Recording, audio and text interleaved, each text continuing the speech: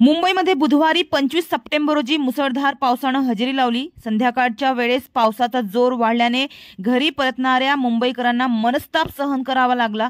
कुर्ला परिसरामध्ये इतके पाणी साचले होते की 4 चाकी वाहने अक्षरशः बुडाली होती। वेस्टर्न एक्सप्रेस हायवेवर वाहनांची लांबच लांब रांग लागली होती। वाहतूक कोंडी निर्माण झाल्याने प्रवाशांना मोठी कसरत करावी लागली।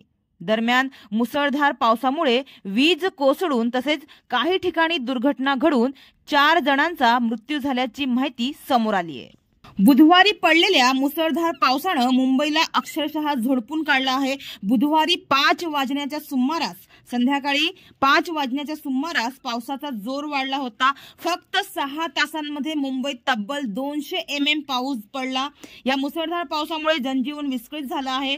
तर याच मुसळधार पावसामुळे कल्याण तालुक्यातील कांबा परिसरात दगडाच्या खाणीत काम करताना 2 कामगारांचा मृत्यू झाल्याची घटना घडली। वीज पडून या कामगारांचा मृत्यू झाल्याची प्राथमिक माहिती आहे। याचा अधिक तपास टिटवाळा पोलीस करीत आहे।